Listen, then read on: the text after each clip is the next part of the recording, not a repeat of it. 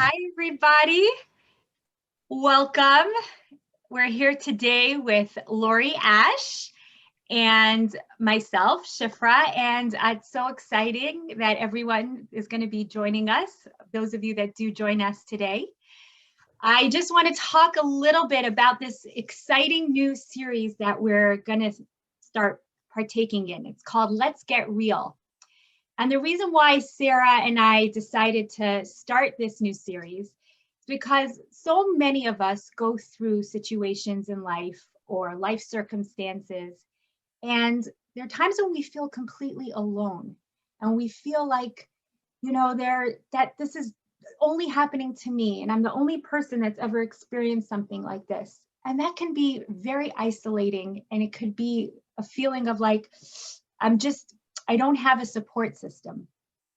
And one of the main things that Spark and Gesher like to accomplish is to create this sisterhood, that we are sisters and we are here together to support each other and be there for each other. So we are going to be interviewing an array of amazing people who have gone through journeys, gone through life circumstances, and have developed perspectives. And also people who've started initiatives, who've gone through things that have propelled them to start a new project or have a unique life circumstance that may be different from other people. And it will allow us to have more empathy and acceptance, and also this feeling like I'm not in this alone. And as we build the support system, we build this network, we can reach out to each other and provide this sense of community, but more than a community, the sense of family, that we're really there for each other, for the Jewish people at large. Okay, so before we actually talk right now, I'm going to get into talking about our wonderful panelist, our very brave Lori, who is the very first, our very first candidate to interview you. I want to, it's just been, getting to know Lori has been such a wonderful treat for me. Just listening to her stories and hearing her. You meet this woman, you would think she had the most incredibly easy life. And then she radiates positivity. She radiates love for other people. And then when you actually talk to Lori, you see that, wow, she's actually been through so many challenges in so many different ways, and yet she still maintains this calm, this positivity, this loving of others, and it's an amazing inspiration. So we're going to start our chat, and before we do, I just want to tell you, if you have any questions for Lori at all, put it in the questions and answers so that we can ask, and at the end of our interview of our chat, Lori will be able to address some questions if we still have time. Okay, so Lori, welcome. Oh, well, thank you for having me. I'm excited to be here. I appreciate it. Okay, so I would love to hear a little bit about you as a person first. Like, let's hear a little bit about Lori, a little bit about your life before the highlighted challenge that we're going to talk about today. Let's get to know you a little bit. That was hard to remember because it's such a long time ago. Well, I was a speech pathologist, a speech language pathologist, and my sister was one also, but I worked in the hospital setting. So I worked with stroke patients and also head injury. Oh. And my husband and I were married in, I think it was like 6 years. We're like, we wanted to travel. We had to travel, try to get it out before we have kids and everything. And then we're like, okay, 6 years, it's enough time, let's go. And we're expecting, all our friends were having kids. So we thought we're gonna go that route and everything. And so we had my Eric Alexander in January of 1994. And, for the most part, he was, pretty normal. We had kind of like off the chart colic. It was woo, but for the most part, he hit his milestones pretty well. And it wasn't until like the second year that I started seeing subtle signs that were concerning. Eric went to the JCC down on Apopka Vineland, and we had just moved here to Orlando. You moved here from where did you move from, Lori? Where were you originally from? Louisville, well, we're from St. Louis, but we came from Louisville, Kentucky. Oh, nice. Okay. Yeah, just to give everyone a little context to hear. We did a little bit of the, the detour. And then move, right. Yeah. And so it seems like, we wanted to travel, and so everything kind of stopped because the second year, the school, I noticed he was having a little bit of staring episodes, and in the JCC, right? The JCC, yeah, and it's really weird because he also there was like some unusual behavior, and since I was a speech pathologist, I could kind of tell that. Yeah. This is not normal. And it was kind of hard because everybody else was going this direction and Eric's was kind of going off, right? Wow. And so finally I'm like, okay, this is just not right at all. And so I pleaded with the doctor going, please, let's do an EEG. I think he's having seizures. And so in December, early December, the doctor did it and went, oh my gosh, he's having not just a little seizures, he's having massive seizures. Wow. And just a few weeks later, my Brian, our second child, was born. So all this happening all at once. Oh my gosh. Oh my gosh. Yeah. Fun times. Wow. So that was pre, the adventure. Yeah. Oh my goodness. So what was that like for you when you heard from the doctor that Eric was getting these seizures, and you realized that his disability was much larger than you had ever anticipated? Yeah. What were those emotions that were going through you at the time, and how did you process it all? It took a while to see the extent of how much the severity, to see. Right. And so the first year I was just kind of on autopilot, like kind of in denial, because I wanted my child to be like everybody else and have friends and this and that. And I thought, we'll get the medicine, he'll be fine. But as the year went on, until I think it was in January when he turned 4, it was really, really rough seizures. And we had him go to Johns Hopkins as a study patient. And that's when we heard the news of he's having more than 300 seizures a day. And it went from really bad seizures to catastrophic. Are we going to have our child anymore? And I'm like, we were just. Right. So you didn't even know if he was going to make it at that point. Wow. Yeah. Wow. And throughout his life, he had a lot of stroke-like regressions. But so at that time, we were in disbelief, and I had a newborn, so it was hard. My husband traveled a lot, and now we have this child with all these medical complications. He had to do his, he had to work. We had to have health insurance now because of all the expenses. So he was gone a lot. I had to try and balance my poor Brian, trying to get the attention he needed. And I had Eric going to the doctors. I kind of retreated from that little group at the JCC because, I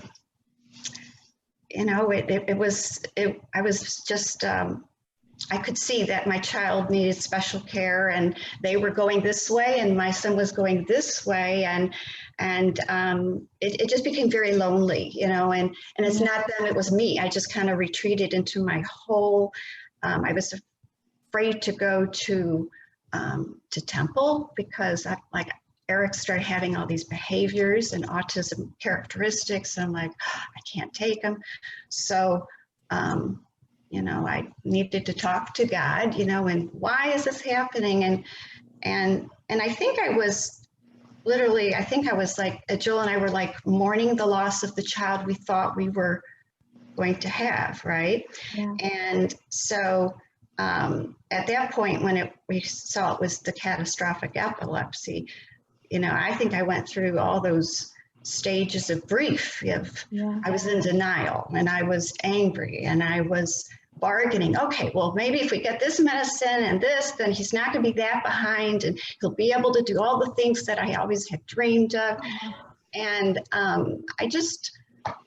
I couldn't get to that acceptance yet, even though I had all this training as a speech pathologist, you would think. But when you're stuck right in it, it's hard to see clearly, right? Yeah. And when it's happening to you and it becomes personal, it's a whole different ball game.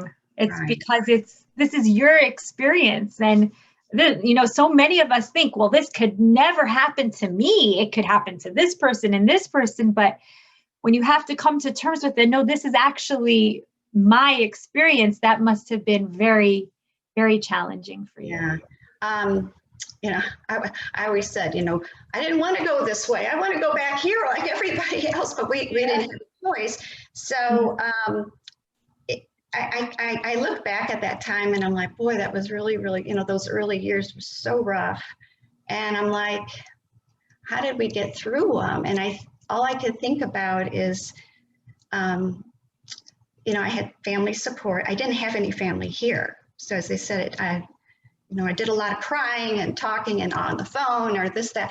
But I think what really, really, really helped was, since I was stuck in a denial and I couldn't get to acceptance, I had a few people in my life that were key, that kind of, made me go along until we finally could start working and getting help.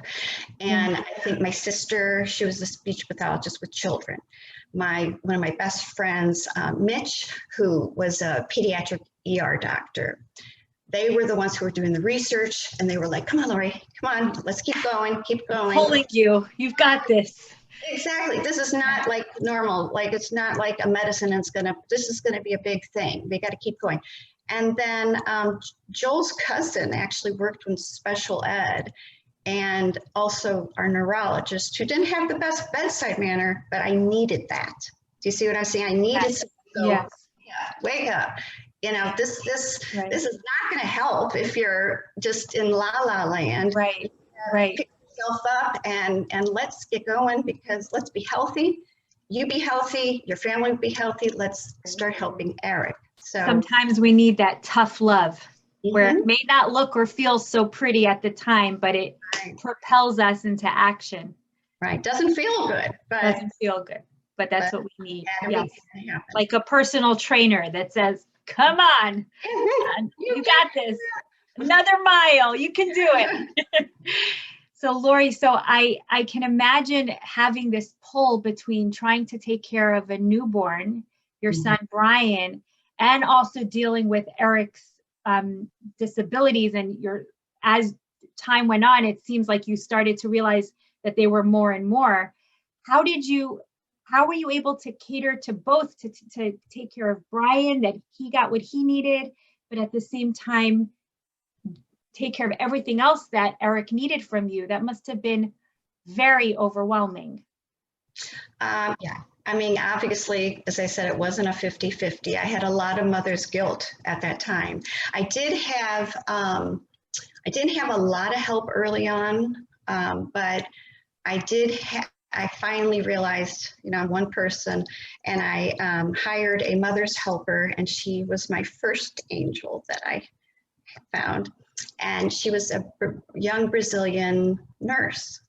And so all the time I was taking Eric, because it was getting old for Brian to be in the back seat going to all the doctors or whatever. So I thought, this is not fair to Brian. So she took care of Brian a lot at that time. And then I guess we did the best we could, at that point. So I'm going to turn off my echo.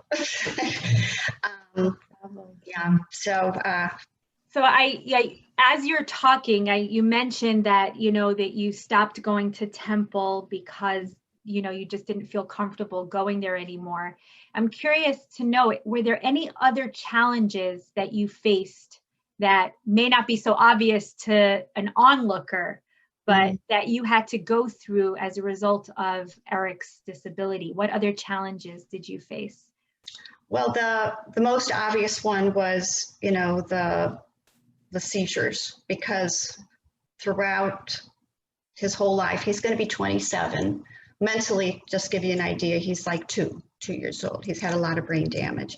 And we've tried everything. And he's still, even, we've did all the medications. We've been to Johns Hopkins, we've gone to Cleveland Clinic, we've gone to Boston Chops, Miami. I mean, we've been everywhere. And he just has that really, really resistant seizure. And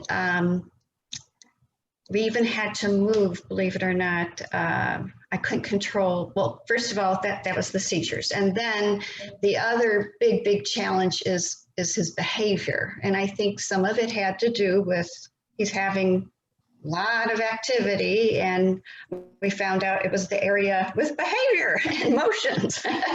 Surprise. So I couldn't control him one year. I think it was in 1999. And my sister was like, Lori, because there's this behavior therapy that was like $40,000, and it was, beyond us. Come to St. Louis, you'll have all the support. And that's what I did. And my dad took care of Eric while I went, to pick up Eric from the bus. And that took a long time. And I just had a lot of family. It was a really hard time, but we got through that. And then the other part to the behavior was when he came here, we finally found the right school. But getting Eric outside of the house, out in the community, it was really, really tough. Think about just saying, oh, kids, I'm just going to run to the store. Okay, I'll be right back. Well, when you have autism, a child with autism, that does not happen. That becomes a whole event, unless you're very lucky. And so Eric was diagnosed with seizures and autism as well. Yeah, oh, I'm so sorry. Yes, autism with behavior disorder. Yeah, so, I mean, he was showing signs. We didn't really focus on the autism until, we had to save him first. So the medical became, and then obviously we saw the autism signs. Yeah. But it was really hard to get Eric out in the community. I had to go, I had to feed my kid, I was food. And we didn't have Amazon in those days, right? Love that. That would have helped me immensely. Yeah.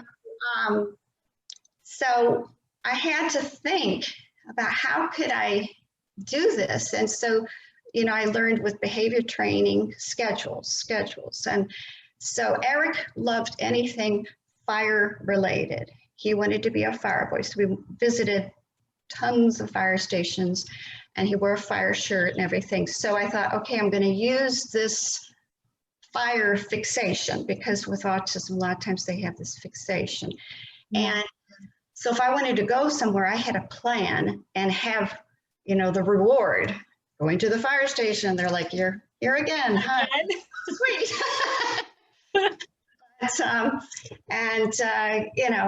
He wouldn't wear his fire boots. He went, he wore his fire hat, but the fire hat was the helmet. He wouldn't wear, he had bands because he was drooling all the time. So what we did, I made it kind of like, you're the fire boy, aren't you? Yeah. Oh, you better put on your fire clothes, put on your uniform. And he'd put on his fire bands, and he put on his fire boots, his braces, and fire helmet. And he was real proud of it. And that's how we were able to get out.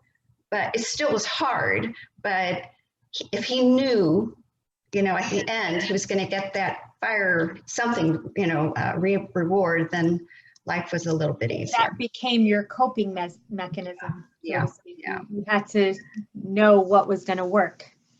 The other, the other challenge we had, which we didn't know, but was, I call it the year 2016. And that was our the worst year, the year we wish we never had, because Eric finished his schooling, his seizures were off the charts again. I knew something was right.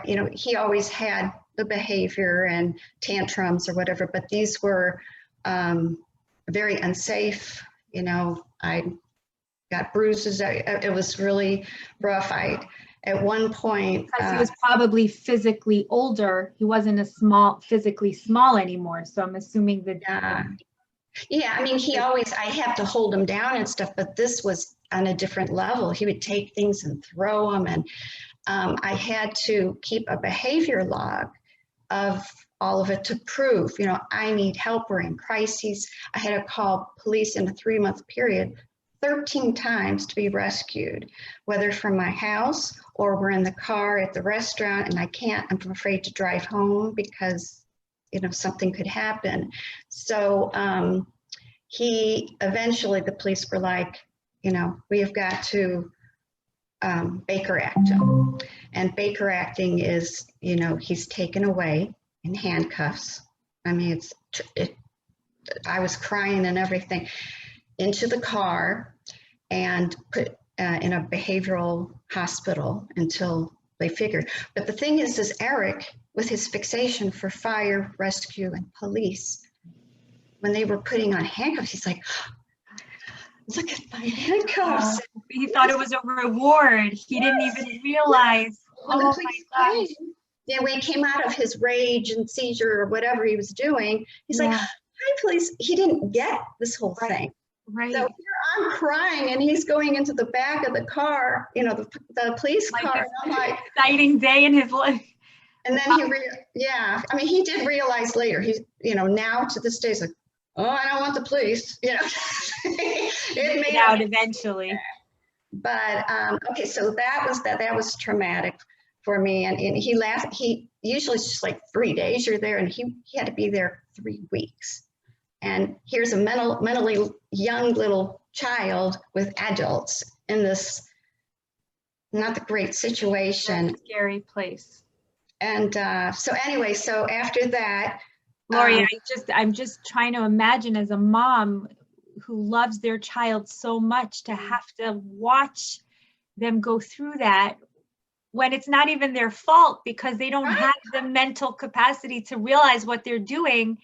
Yeah. Must be tragic, really tragic to watch that. Wow. Unreal. I always said, I used to watch the Friday night movies or whatever, and there's always something dramatic happening, and I'm like, I think I'm living in my own. It was unreal. Yeah. But and then of course, after that, his seizures went downhill. We were kind of trying to work on his lessening some of the seizure medicines because he was so drugged, and then the behavior, to lessen the behavior, and then his seizures, it became horrible. So in the middle of the year and till the end of the year, 911 called. If we weren't calling 911, we were in the hospital. It was really, so this really took over your entire life. Yeah. This was your existence. And to the point where he was going to die. So they were like, we have, there was no choice. They were trying to do everything. So he had to have brain surgery, and I knew it, and we were hoping that we were able to get there before we were going to lose him at that point. So he had brain surgery. Unfortunately, it wasn't what we were hoping for, but that was a big, going through that year was really rough. So that was all during 2016. 2016, yeah. So, and then of course him going to a group home, that was hard for Mom and Eric to part. So, well, you've invested pretty much close to 20 years of your life giving to this, to your child. Yeah. The Torah says that true love is when you give, and the more you give to someone, that bond of love must be so strong, and to have to leave someone that you love to that degree must be really heart-wrenching. It is, but it's different than just any other child leaving for school. I was talking to my friends who we say we get it because we have children with autism, but it's like when they're mentally young, they're still in our mind are little babies and they can't fight for themselves, right? So just the idea of knowing they're somewhere and you can't, be there, very, very hard. Yeah, but luckily. So to give everybody watching a little context here. So Eric went to the group home about 2018. Is that correct? Or is that? No, actually it was, so 2016 was the surgery in October, and a year later, October 4th, I think, he went to the group home. And that's a permanent situation till today. Yeah, after, they did a lot of surgery with him. They turned off the front part of his brain, the frontal lobe. They took half of his temporal lobe out, and then they sliced, they did a corpus callosum, which separated the main highway so the big seizures would stop. Yeah. And I think what happened was that they were saying is it was very deep. They had to go in because they just couldn't stop the seizures, and it's affected his sleep cycle and some other bodily things. And so Joel and I didn't get sleep that whole year. And we got a very much happier Eric. We didn't have the behavior because they took that part out, most of it. But we had two parents who, were not so young. And we were falling apart. So we were blessed because to have to find a group home that dealt with, the big health issues is very, very rare. And I don't know, it just kind of came up at starting, and we were very blessed to have them and have them take with, Eric had some behavior, so they could have said sayonara. So it's all worked out. Nothing. So as I'm hearing you talk, I can only imagine that Brian must have had quite a challenging road as well.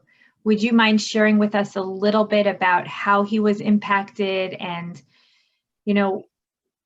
how he evolved through this process of having an older brother with so many medical complications? Sure. And behavioral, because the behavior was worse than him dealing with than the other. He knew the poor thing did not have, quote, normal life. We didn't get to take family vacations and go here, and whenever we would go together anywhere, we'd have to leave, whether it was from the seizures or Eric's tantruming. So the poor thing didn't have, quote, normal life. And what we had to do a lot of times is, you take one child and I'll take the other. And we went on one vacation and it was difficult. So Joel ended up taking Brian. I took him on one to Washington, D.C., but Joel took him on some real fabulous, like to Japan and here and there. We knew we couldn't give him all the attention that he deserves, so we were trying to make up for it in other ways, but it's very hard. Which is only natural. Yeah. I think any parent would try and do that. Brian did have, well, first of all, Brian, I'm sure, felt very isolated because he didn't have other siblings. He just had, and then he became the older brother fairly quickly, right? And so I imagine that it was very, very difficult for him. He did have some next door neighbor kids around, so he became best friends with them. And then he got interested in chess, and there was a whole chess group, and he was over there all the time. So thank goodness, he had that. But when he was looking at college, we were like, he says, I want to leave, Orlando. Well, the poor kid hadn't really lived, right? He wanted to spread his wings and get out there. You know, he lived with a computer with his friends, and, you know, he didn't know really who he was. So we were like, go wherever you want to go. And we said, well, look, you might want to look into St. Louis because we have all the family there. You'd have all the support. And so he ended up going to the same school that I went and my sister went to. Nice. And it was like the best decision we have. I mean, out of all the decisions we made for Brian, that was the best because he blossomed massively. And not only that, you know, he's always been a sweet person, but he's become very compassionate. You know, even though he had anger when he was a teenager, you know, why do I have to have this life? He's become a very compassionate, kind-hearted soul, and he's now a social worker. Oh, wow. Look at So that. he took this challenge and he grew from it, and it became who he is later on. That's fantastic. He's still evolving, but, you know, and he loves being in St. Louis. I miss him terribly, but I'm so happy for him. So good. That's wonderful. So I want to talk a little bit now about you, Lori. How did you know, you had so many years where you didn't really have a chance to be you, right? You had to stop your profession, and you had to probably put so many things on hold in your life that were dear and passionate to you. So I want to like ask you how, I mean, I know from knowing you as just a wonderful person, there's so many things that you do for other people. You're so into art, you're into writing, you're into so many things. How did you make time for that? Or did you make time for that? How did you, I guess my question is, how is that balance between taking care of Eric and also nurturing yourself? And I'm sure people going through a similar situation are probably yearning for this answer. Like, how can I take care of me and also deal with this overwhelming challenge? Right. It's very hard. Well, as parents, what do? We want to give 110%, right?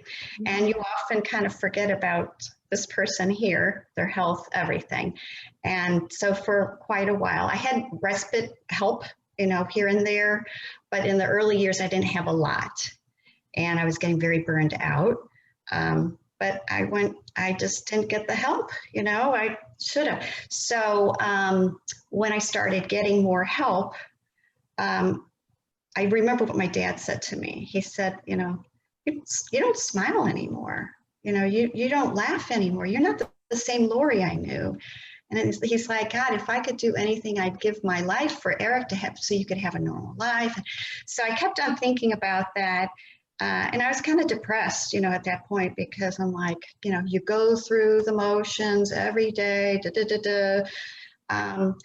So it happened that I was like, I can't change Eric, the diagnosis, you know, all the medical and everything. I can't do anything. I've done as much as I could. Yeah. What I could change was myself, right? And get healthy and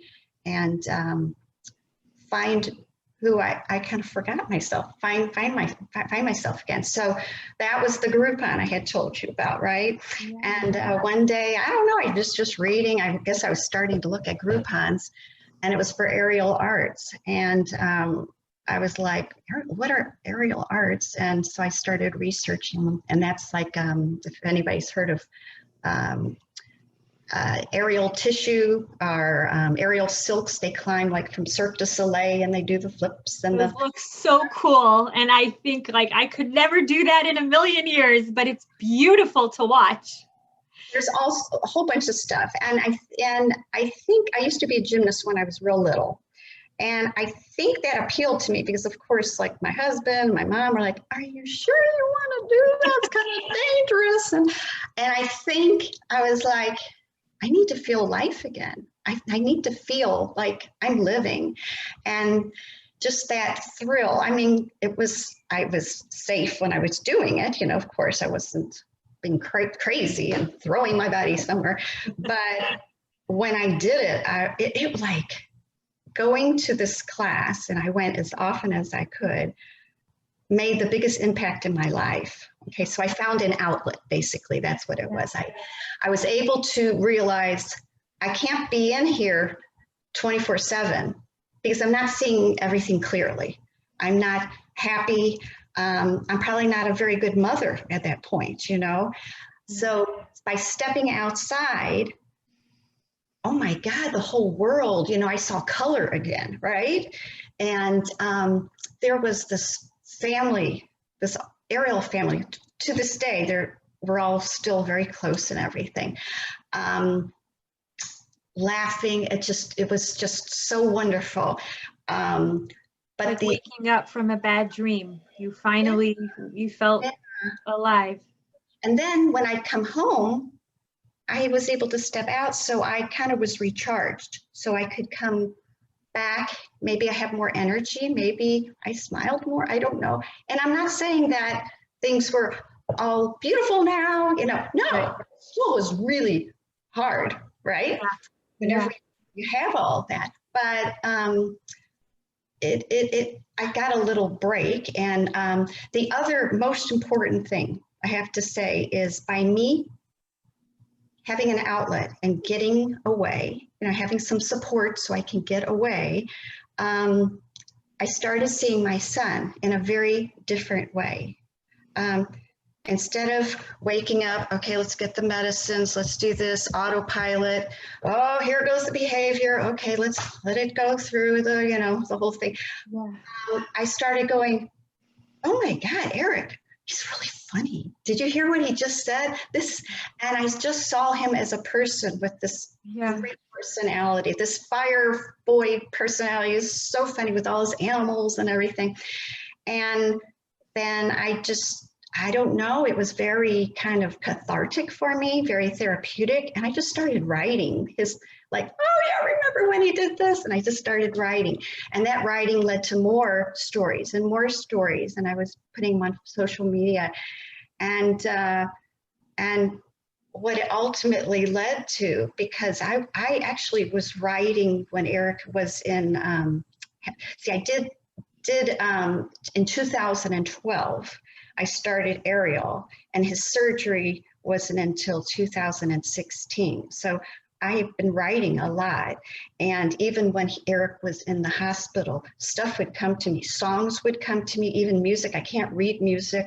It was just weird. It was just, but all this writing, all of a sudden it hit me like, oh, I'm supposed to be a writer, you know? So just by stepping out and experiencing something that led to another thing, another, then I found myself.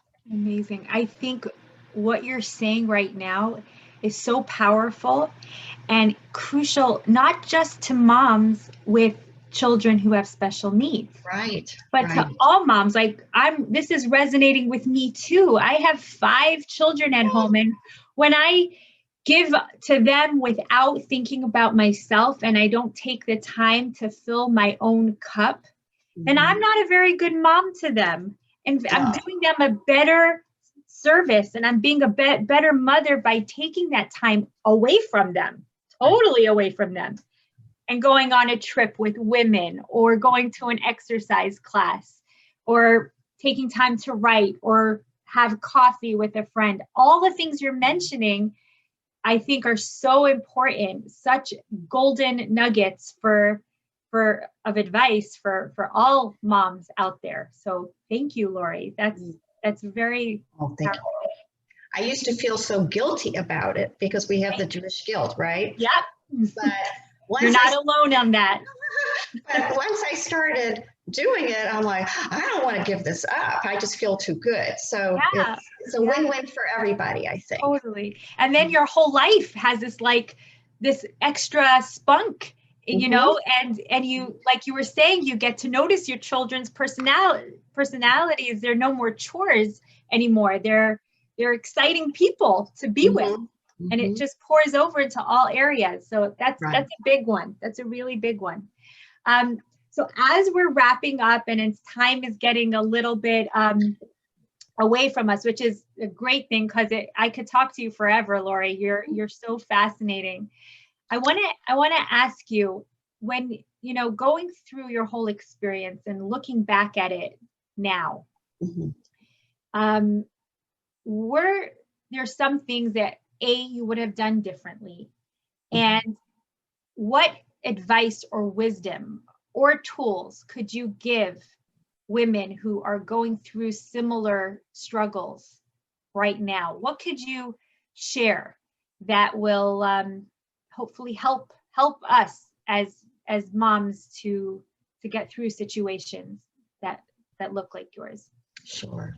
Well, I just spoke about just the one of them was about finding an outlet, and so of course there's many different stressors in our life, and we could and people are going through different things. They could have a family member with Alzheimer's. They could have mental illness in their family. They could have, it just depletes the body. You have to be able to have some time to yourself, whether it's just going in and taking a bath, whether it's, can I take a nap for an hour, going to the movies by yourself. I think it's really, really vital to recap that, and you're going to be fresher, to face whatever challenges that may be.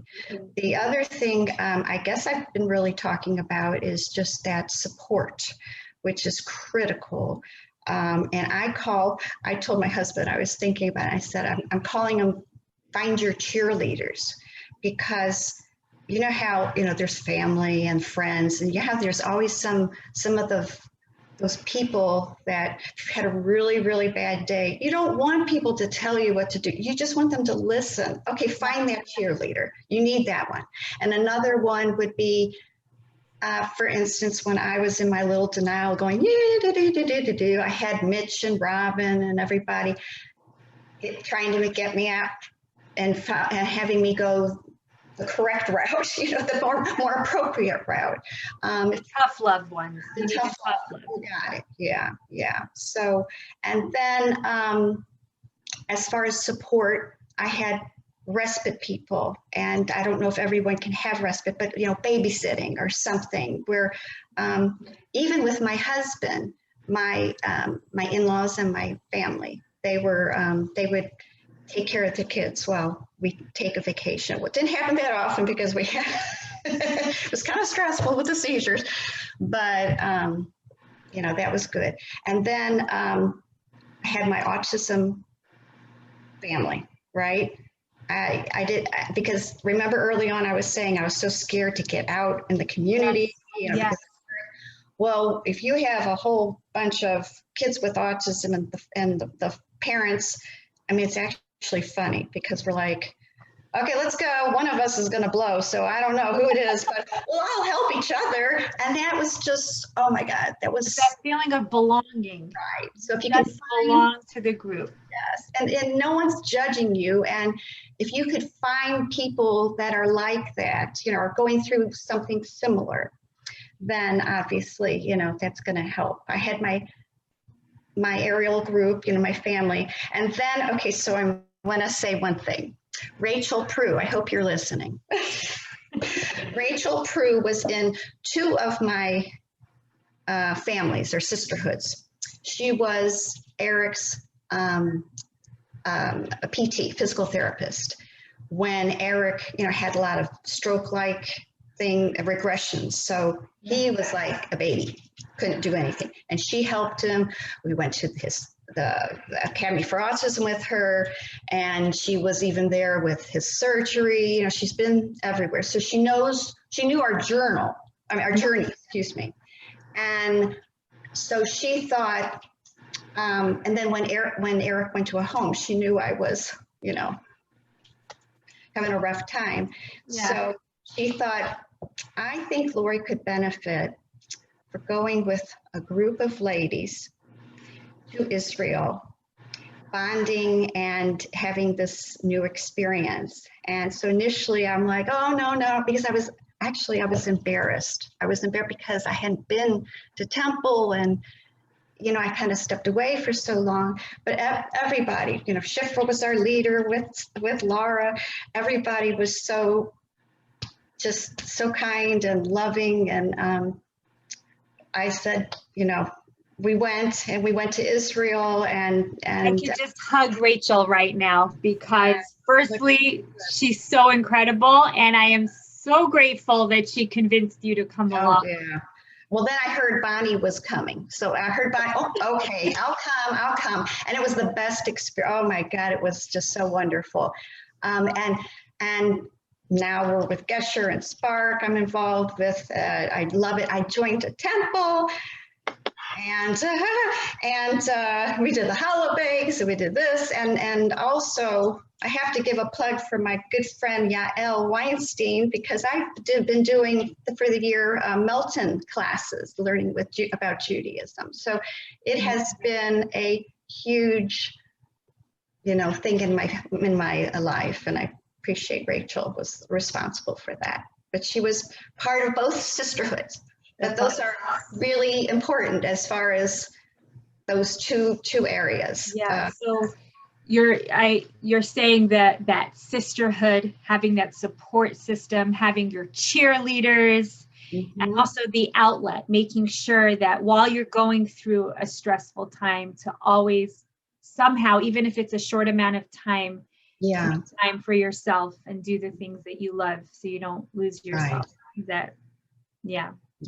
And then also be an advocate for your person who you're taking care of, and be active. If you need answers, try and seek it. No one's going to just sit down and go, oh, let me just tell you what you need to do. It's uncharted territory. But you got to do the work. You got to be that cheerleader for your baby. Yeah. So I know you've mentioned it to me offline, but I would like for you to share just a little bit about this book, because you love to write. So one day, hopefully, when Lori publishes this amazing book, 92. This Fire Boy, if you could just share with everybody listening today a little bit about this book, and what made you start to write it and what you'd like to accomplish with it. And then we'll be your biggest fans. The minute it's out, we're going to come get it. You're so sweet. Well, I've written some other things, but when I started writing those stories, when I was at Aerial Arts, and I was telling you about that whole time I started writing, some people were mentioning, you got to write a book. You have to write a book, because it's a complicated history. But I think I wanted to write stories because I wanted to be an advocate for those who really couldn't express themselves, and I wanted them to see, like how I saw Eric as a three-dimensional person with a personality, all these other people who may be going through a lot of the same things, and so they may look like they're just a person with a disorder, but they're a person and they've got all these, wonderful things about them. So I started writing, and a lot of these stories were kind of silly, they were what Eric was doing, but it was kind of like, I was trying to write in the way of how Eric saw the world. And so that started, and then it just kind of morphed. And then when Eric was in the hospital, I put a lot of that into it. And then after that, he went to the home. So it was just, and even with this COVID, I finished off writing about that. And I think I'm done. But it's just a story about a boy who thinks he's a fire boy, who thinks he's a fireman, and his adventures, his silly adventures, and a mom who accepted a Groupon, and the adventures she went on with that, and how the two worlds merged together. And so. I'm so excited to read it. Oh, thank you. Hopefully I'll get it. I am sure you will. I have no doubt. And everybody listening, I'm sure you can all join me today in realizing what a treasure we have online today on this webinar. You just see the positivity emanating from Lori as she just smiles, and you see her talking about really hard struggles, and she just does it with such a calm and a non-judgmental tone. It's amazing who you are, what you've become, Lori.